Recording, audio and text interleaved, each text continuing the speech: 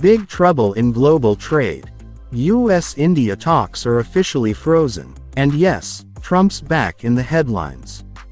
President Donald Trump has halted all trade talks with India until the tariff dispute is fully resolved. The US slapped up to 50% tariffs on Indian goods like textiles and medicine, blaming national security, but many say it's because India keeps buying cheap oil from Russia. India hit back with tariffs on American farm goods and blocked GMO crops, angering US farmers.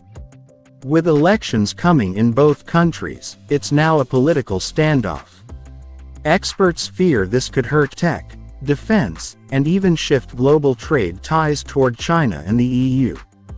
Adam Smith, father of economics. So is Trump now the father of tariffs? Love it or hate it, tariffs are Trump's trade weapon of choice.